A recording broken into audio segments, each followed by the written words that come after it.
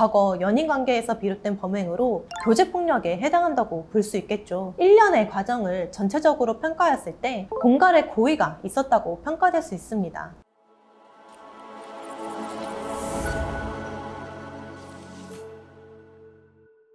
안녕하세요. 언제나 여러분의 평안한 일상을 위하는 변호사 무죄요정 공변입니다. 오늘은 최근 크게 이슈가 되고 있는 찌양 사건의 법적 쟁점들에 대해 얘기해보고자 합니다. 지난 10일 가로세로 연구소에서 유튜브 구제역의 녹취록을 폭로하면서 먹방 유튜버 찌양과 전 소속사 대표 그리고 사이버레카 유튜버들 사이에서 발생한 충격적인 사건이 알려지게 됐죠. 아직 현재 진행형인 사건으로 특히 팬들과 소통하며 많은 사랑을 받았던 찌양의 과거 방송에서 폭행의 흔적까지 발견되었는데 전부 사실이라면 너무 마음이 아플 것 같네요. 찌양의 영상에 따르면 사건의 발달은 전 소속사 대표 A씨와의 관계에서부터 시작됐죠. A씨는 찌양과 과거 연인 관계였는데요. 교제폭력을 당하면서 헤어지자고 하자 몰카의 존재를 처음 밝히면서 찌양을 협박해 업소에서 일하도록 했고, 찌양이 먹방 유튜브를 시작하자 소속사를 만들며 방송 수익 누적 약 40억 원을 갈취했다고 합니다. 단 협박으로 인해 업소에서 강제로 일을 하였는지에 대해서는 현재 다소 논란이 있는 상태입니다. 문제는 여기서 끝나는 게 아니라 구제역, 전국진 등 일명 사이버레카라고 불리는 유튜버들이 찌양의 과거를 제보받고 협박해 돈을 착복한 정황이 담긴 녹취록이 공개되었습니다. 사건이 공론화되고 협박한 유튜버들이 이를 부인하자 찌양이 추가로 구제역이 협박하려고 보낸 영상을 공개하며 고소한 상황이죠.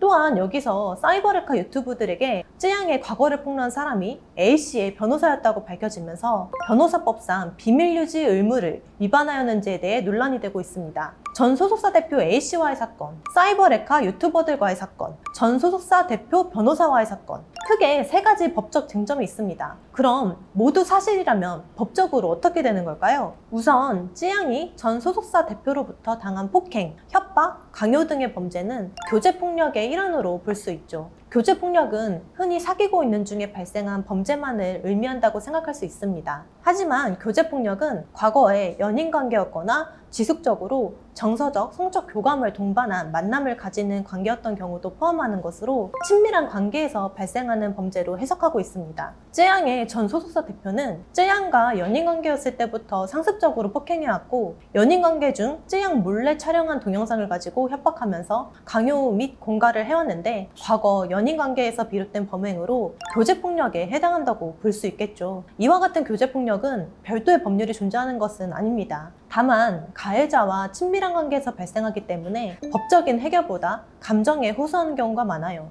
때문에 은폐될 가능성이 높고, 이로 인해 가해자는 점차 집요해지고 치밀해지면서 그 폭력의 강도가 점차 걷잡을 수 없을 정도로 커질 수 있습니다. 이럴 경우 피해자는 돌이키거나 회복할 수 없는 강력범죄의 희생양이 될 가능성이 높아 최근 법원에서도 교제폭력의 심각성을 인지하고 상당히 중하게 다루고 있어요. 이처럼 그 관계성으로 인해 법적인 해결을 하고자 하는 것이 쉽지 않다는 것은 충분히 이해하지만, 용서와 호의를 베풀며 감정에만 의존할 경우 심각한 강력범죄의 희생양이 될 수 있다는 점을 상기하시면 좋을 것 같습니다. 두 번째로 쯔양과 사이버레카 유튜버들 사이의 사건에서 먼저 용어에 관련해서 얘기하자면 협박과 공갈이라는 용어를 혼용하고 있는데요. 공갈은 폭행 또는 협박으로 재물을 받거나 재산상의 이익을 취득하는 것으로서 협박을 통해 공갈로 나아갔다면, 협박죄는 공갈죄에 흡수되어 공갈죄만 성립하는 것입니다.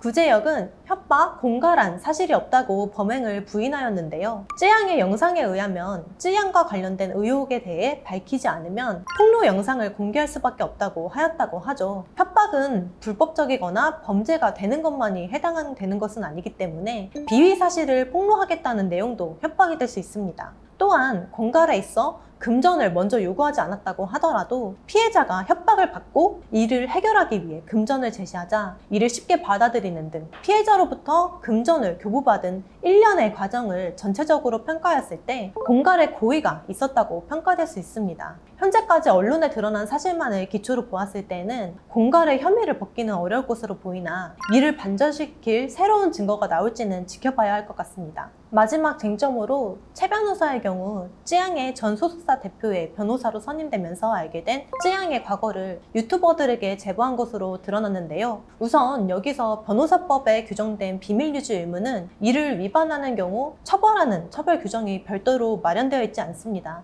따라서 변호사법 위반죄라는 죄명에는 해당이 되지 않고 비밀유지 의무를 위반한 불법행위로 인한 손해배상 책임을 질 수 있습니다. 다만 구체적인 사정을 더 살펴봐야 하겠지만 유튜버들에게 쯔양의 과거를 폭로한 것은 충분히 그 사실이 대중에게 전파될 가능성을 인지했을 것이므로 명예훼손죄가 성립될 수 있을 것으로 보입니다. 한편 그럼에도 불구하고 변호사로서 변호사법에 규정하고 있는 윤리를 위반한 행위가 있었는지에 대해 계속해서 논란이 되고 있는데요. 이에 최 변호사는 당시 의뢰인은 전 소속사 대표였기 때문에 의뢰인의 정보도 아니고 공익성도 있어 비밀유지 의무 대상이 아니라고 해명했죠. 하지만 비밀유지 의무에 관하여 규정하고 있는 조항에는 비밀에 관하여 그 주체를 의뢰인으로 한정하고 있지 않아 쯔양과 관련된 비밀은 비밀유지 의무 대상인 비밀에 포함되어야 한다고 생각됩니다. 정의를 실현하는 공익적 목적도 수행하는 변호사로서 DK 저울이 담긴 배지의 무게를 생각하며 직업의식과 사명감을 가지고 행동하는 것이 바람직하지 않을까 생각합니다.